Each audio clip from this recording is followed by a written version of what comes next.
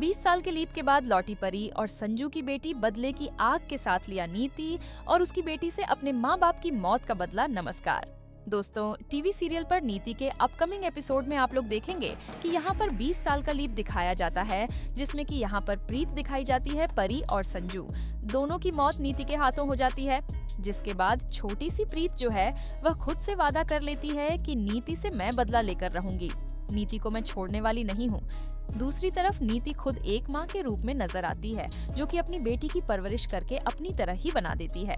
यहाँ पर वह एक लड़के आदित्य से मोहब्बत करती है, लेकिन वह आदित्य लड़का नीति की बेटी को बहुत बड़ा धोखा देके परी की बेटी प्रीत के साथ शादी करके अचानक से आ जाता है, जो देखकर नीति के होश उड़ जाते हैं। क्योंकि नीति जो है वह सिर्फ और सिर्फ परी के वजूद को मिटाने के लिए तस्वीरें तक जला देती है। परी को मारने के बाद यहाँ पर जो भी तस्वीरें मिलती हैं, नीति को बाजवा हाउस में वह सारी जलाकर राख कर देती है कि परी, तुम्हारे वजूद को ही मैं मिटाना चाहती हूँ, तुम्हारी शक्ल तक देखना नहीं चाहती।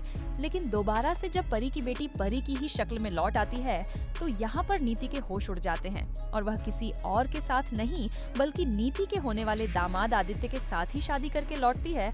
तो नीति की आंखों के सामने अपनी ही कहानी आ जाती है कि मेरी बेटी के साथ भी वही धोखा हुआ है जो कि परी और राजीव ने मेरे साथ किया था। इसलिए यहाँ पर नीति गुस्से में आकर प्रीत पर हाथ उठाने की कोशिश करती है, लेकिन प्रीत कहती है कि मुझे पहले की तरह कमजोर परी मत समझना कि तुमने मेरे माँ बाप की जान तो परी। माँ ने वो सब कुछ बर्दाश्त कर लिया था तो मैं भी बर्दाश्त कर लूंगी, लेकिन नहीं नीति बाजवा, अब तुमसे सारे बदले होंगे, तुम्हारी बेटी, और तुम्हें ऐसा जलील करूंगी कि जिंदगी भर याद रखोगी।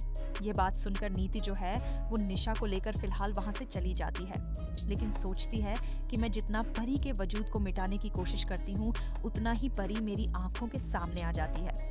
आखिरकार ये हो क्या रहा है? मैं इतनी आसानी से इस लड़की को छोड़ूंगी नहीं, इसका वजूद भी वैसे ही मिटाऊंगी जैसे इसके माता पिता का वजूद मैंने मिटा दिया है। लेकिन प्रीत अपनी माँ परी की तरह सीधी शादी बिल्कुल भी नहीं है। वो बदला लेना भी जानती है और वह अच्छी तरह से जानती है कि किसी और ने नहीं बल्कि नीति ने उनके माता पिता की जान लेकर उसको लावारिस बना दिया था।